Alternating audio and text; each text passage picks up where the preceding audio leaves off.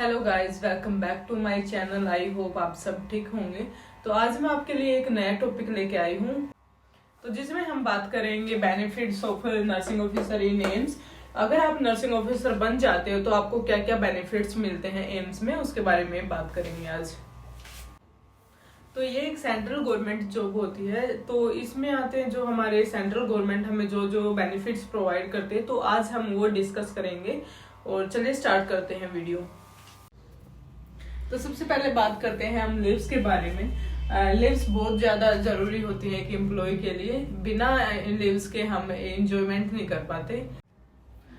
तो हमारी एनर्जी को बूस्ट करने के लिए और मोटिवेट करने के लिए अपने आप को, तो लीव्स बहुत ज्यादा जरूरी होती है हमारे लिए।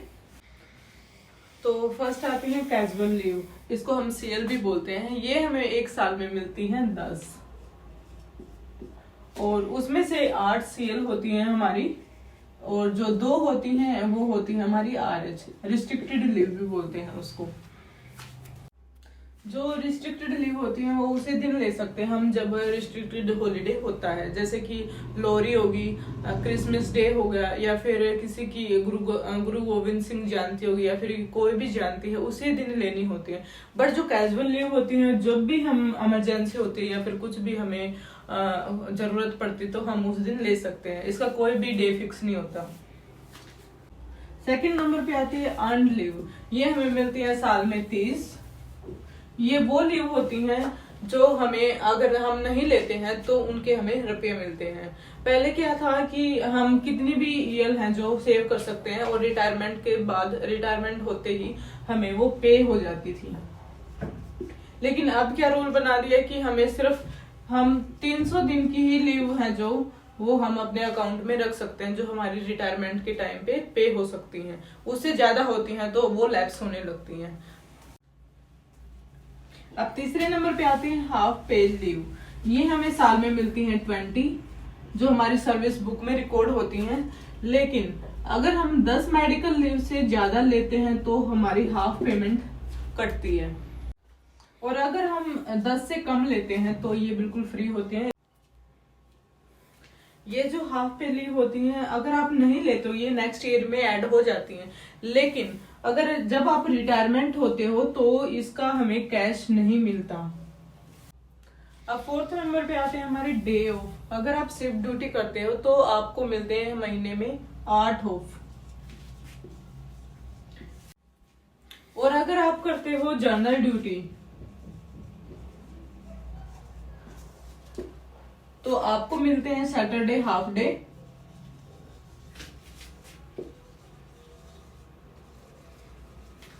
और संडे। ठीक है। फिफ्थ नंबर पे आते हैं हमारे नेशनल हॉलिडे। तो अगर आप शिफ्ट ड्यूटी करते हो तो आपको मिलते हैं पूरे साल में 3 नेशनल हॉलिडे। वो क्या होते हैं? 26 जनवरी हो गया, 15 अगस्त हो गया, और 2 अक्टूबर होता है। बस ये 3 दिन के आपको नेशनल हॉलिडे मिलेंगे। और अगर आप जनरल ड्यूटी करते हो तो आपको मिलते हैं सारे गवर्नमेंट हॉलीडेज जो साल में आते हैं, वो सभी मिलेंगे आपको। ठीक है। तो कुछ लीव ऐसे होते हैं जो सिर्फ फीमेल एम्प्लॉय को मिलती हैं गवर्नमेंट में। तो वो होती है हमारी, सबसे पहले आती है मैटरनिटी लीव, जो हमें मिलती है बेबी होने पर। ये होती है हमारी 180 डेज या फिर 6 मंथ। ये आप ले सकते हो 32 वीक्स के बाद। अगर आपकी प्रेगनेंसी में कॉम्प्लिकेशन है या फिर आप लेना चाहते हो आप, तो 32 वीक्स का जब आप प्रेग्नेंट हो तो उसके बाद ले सकते। तो सेकंड नंबर पे आती है हमारी चाइल्ड केयर लीव, सीसीएल भी बोलते हैं इनको। ये हमें मिलती है 2 साल की। जब तक आपका बेबी 18 साल तक नहीं हो जाता आप कभी भी ले सकते हो। बेसिकली इनका जो रूल होता है वो ये होता है, इसका जो रूल होता है वो ये होता है कि आप साल में 3 बार ले सकते हैं, और मैक्सिमम 3 मंथ की ले सकते हैं एक साथ। ठीक है। इसमें एक और बात आती है, जब हम 1 साल तक ये लीव लेते हैं तो हम आपकी कोई सैलरी नहीं कटती। तो अगर आपकी लीव 1 साल से ज्यादा होने लगती है तो आपको 80% सैलरी मिलेगी। अब थर्ड नंबर पे आती है हमारी एमटीपी लीव। जब भी आपका अबॉर्शन हो जाता है तो आपको मिलती है 45 डेज की लीव। ये आपको रिटायरमेंट तक एक बार ही मिलेगी। और अब कुछ ऐसी लीव्स होती हैं जो सिर्फ मेल एम्प्लॉय को मिलती हैं। तो ये होती हैं एक पैटर्निटी लीव्स जो मिलती हैं 15 डेज की, जब आपको चाइल्ड हो जाता है। और कुछ ऐसे लीव होते हैं जो हमें स्पेशल सर्कमस्टांसेस में मिलती हैं। तो सेकंड नंबर पे आती है CEA, चाइल्ड एजुकेशन अलाउंस, जो हमें गवर्नमेंट की तरफ से प्रोवाइड किए जाते हैं।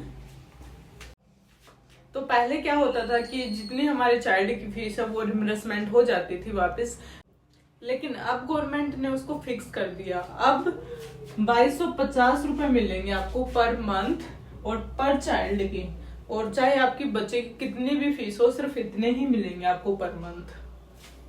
तो सेकंड नंबर पे आता है हॉस्टल सब्सिडीज। अगर आपका बच्चा हॉस्टल में रह रहा है तो उसको मिलेंगे 6750 रुपए पर मंथ पर चाइल्ड। ये ज्यादा नहीं मिलेंगे, कम नहीं मिलेंगे, ये फिक्स है। अब थर्ड नंबर पे आती है हेल्थ फैसिलिटी जो हमें गवर्नमेंट की तरफ से प्रोवाइड करवाई जाती है। तो इसमें आती है CGHS, central government health scheme. ये एक सेंट्रल गवर्नमेंट की स्कीम होती है जिसमें हमारी सैलरी से 650 रुपए पर मंथ कटते हैं। इसमें कुछ लिस्टेड हॉस्पिटल्स रहते हैं जिसमें आप अपना इलाज करवा सकते हैं। इसमें एक और बात होती है, अगर आपकी इमरजेंसी में बाहर से ट्रीटमेंट करवाते हो तो आप मेडिकल क्लेम कर सकते हो। अब फोर्थ नंबर पे आता है हमारा NPS, नेशनल पेंशन स्कीम। पहले क्या थी, ओल्ड पेंशन स्कीम थी, लेकिन दिसंबर 2003 के बाद गवर्नमेंट ने न्यू पेंशन स्कीम बना दी। तो उसके अंदर होते हैं 2 टायर। तो इसमें आता फर्स्ट टायर में क्या आएगा, सबसे पहले आता है एम्प्लॉय कॉन्ट्रीब्यूशन।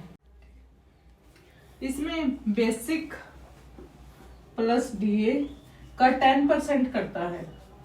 सेकंड आता है हमारा एम्प्लॉय, इसमें हमारा बेसिक प्लस DA का 14% एम्प्लॉयर हमें देता है। तो ये हमारा टोटल है जो वो 3 कंपनियों में जाएगा। वो कंपनियां 20-22 होती है, वो आप भी चूज कर सकते हो, और आप नहीं चूज करते हो तो वो गवर्नमेंट की तरफ से डिफॉल्ट कंपनियों में चला जाता है। तो इन सब कंपनियों का जो आउटपुट है वो सेम ही रहता है, कोई ज्यादा डिफरेंस नहीं आता। तो आप किसी भी कंपनी में चूज कर सकते हो या फिर गवर्नमेंट अप्लाई कर सकती है। अब आता है सेकंड टायर। इसमें क्या होता है, हम सेल्फ कंट्रीब्यूशन कर सकते हैं। इसमें 80 CCD 1B के अकॉर्डिंग हम 50,000 तक सेव कर सकते हैं इनकम टैक्स में। अभी NPS के क्या फायदे हैं, फर्स्ट क्या है, हमें टैक्स में बेनिफिट मिलते हैं। सेकंड हमें क्या मिलेगा, रिटायरमेंट के बाद हमें पेंशन मिलती रहेगी। अभी बात करते हैं हम NPS के थ्रू हमारी पेंशन की क्या स्कीम है। जब हम रिटायरमेंट होते हैं तो हम उसका 60% हमें निकाल सकते हैं। जो 40% हमारा कंपनियों में रहता है वो इक्विटी के अकॉर्डिंग हमें पेंशन देते रहेंगे पर मंथ। अब फिफ्थ नंबर पे आता है LTC, लीव ट्रैवल कंसेशन, जो हमें गवर्नमेंट की तरफ से मिलता है घूमने के लिए। तो इसमें हम बात करते हैं ऑल इंडिया की। तो हम ऑल इंडिया में कहीं भी घूम सकते हैं, वो हमें 4 साल में एक बार ही मिलता है। तो चलिए हम बात करते हैं कितना कंसेशन मिलेगा आपको। तो आपको शॉर्टेस्ट रूट का 2nd AC तक का कंसेशन मिलेगा। सेकंड आता है हमारा होम टाउन, ये मिलता है हमें साल में एक बार, और ये भी हमें मिलता है 2nd AC का ही। अब आता है LTC कैश वाउचर। ये बेसिकली कोविड में शुरू हुआ है, जब कहीं भी घूमने के लिए नहीं जा सकते थे, तो उसमें गवर्नमेंट ने क्या निकाला कि आप अपनी LTC को कैश करवा सकते हो। तो अब आता है HRA, हाउस रेंट अलाउंस, जो गवर्नमेंट की तरफ से नर्सिंग ऑफिसर को प्रोवाइड होता है। तो चलिए हम बात करते हैं कितना प्रोवाइड होता है। तो ये प्रोवाइड होता है 8,500 पर मंथ। तो ये थे सारे बेनिफिट्स जो गवर्नमेंट की तरफ से एक नर्सिंग ऑफिसर को दिए जाते हैं। तो आप भी, आपकी कोई क्वेरी है तो आप कमेंट बॉक्स में लिख सकते हैं, मैं डेफिनेटली उनका आंसर दूंगी। और अगर आपको नहीं पता कि कैसे हम नर्सिंग ऑफिसर बन सकते हैं एम्स में, तो मैंने एक उस पर वीडियो बनाई हुई है अपने यूट्यूब चैनल पे, तो आप वहां पे जाके देख सकते हैं। तो ये वीडियो आपको कैसी लगी कमेंट बॉक्स में जरूर बताना, और अगर आपको ये वीडियो अच्छी लगी है तो इसको शेयर करना, लाइक करना, और अगर ऐसी इंफॉर्मेटिव वीडियो देखना चाहते हो तो मेरे चैनल को सब्सक्राइब करना। चलिए मिलते हैं ऐसी इंफॉर्मेटिव वीडियो के साथ। Thank you.